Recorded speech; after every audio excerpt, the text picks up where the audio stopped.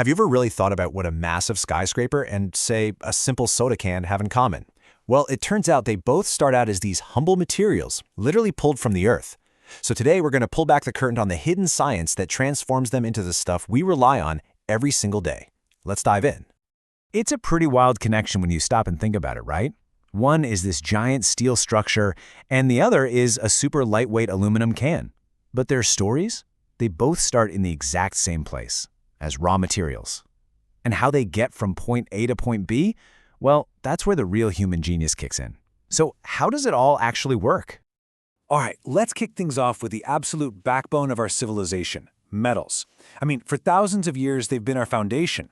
But here's the thing, in their pure, raw form, they're really just the beginning. The real magic starts when we begin to mix things up. Think about pure iron. Sure, it's strong, but leave it out in the rain, you get rust. And what about pure copper? It's amazing for electricity, but for heavy-duty jobs, it's often just too soft. We needed a way to keep all the good stuff about these metals while kind of engineering away their weaknesses. And the solution was, well, it was brilliantly simple. Alloys. Just think of it like being a chef in a kitchen.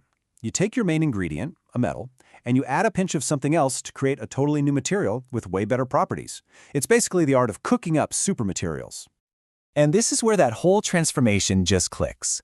On one hand, you've got pure iron.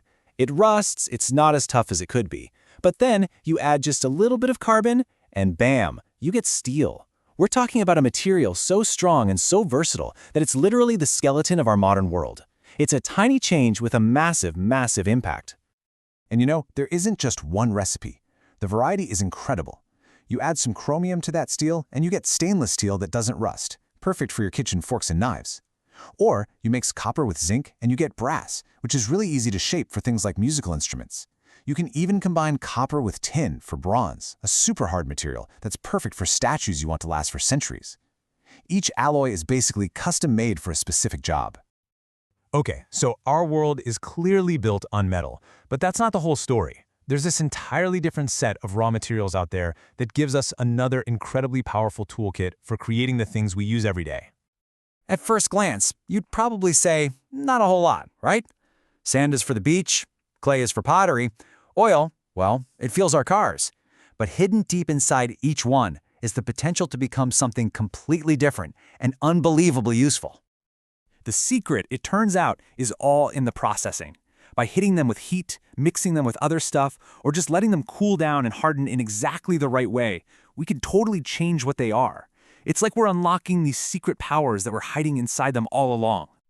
And the results are, well, they're literally all around us. You melt down simple silica sand, and you get transparent, waterproof glass. You bake clay at really high temperatures, you get hard, durable ceramics for your bathroom tiles. Crude oil gets transformed into all this lightweight, formable plastic. And a simple mix of cement, water, and sand gives us concrete, the very foundation of our cities. But this idea, this whole concept of processing raw materials to make them better, it's not some new, modern, industrial thing. Nope. It's a technique that humans have been perfecting for centuries, using materials they found just lying around in nature. Just take weaving, for example. Cultures all over the world figure this out. A single strand of grass, it's weak, it's fragile, it'll snap. But when you start systematically interlacing dozens or hundreds of those strands together, you create a whole new structure that's both strong and flexible. It's genius. It's material science at its most simple and beautiful. So, using things you can find anywhere, like grass and reeds, this ancient form of processing creates these essential, durable items. Just picture a woven basket. It's light enough to carry around, but it's strong enough to hold a really heavy load. And why? It's all because of the way those individual fibers work together to support each other. It's an ingenious design that makes simple things so much stronger together. So, we've seen how all this stuff is made, but what happens when we're done using it? Well, that brings us to the final and maybe most crucial part of the journey, closing that loop through recycling. So here's how it goes down, at least for metals. First, all the old stuff, cans, car parts, you name it, gets collected. Then it's sorted. They often use these giant magnets to just pull all the steel out. After that, it gets shredded, melted down in these enormous furnaces, and then purified. Finally, that clean, raw metal is ready to be sold and used all over again to make brand new products. So why go through all that trouble? Well, the biggest reason, by far, is energy. Just look at this. It takes a massive amount of power to mine ore from the ground and create new metal from scratch. But to recycle metal that already exists, it uses just a tiny, tiny fraction of that energy. The savings are not just small, they are absolutely staggering. So at the end of the day, recycling isn't just about being neat and tidy. It actually conserves our planet's limited resources, because it means less new mining. As we just saw, it saves an incredible amount of energy. And of course, it keeps millions of tons of waste out of our landfills.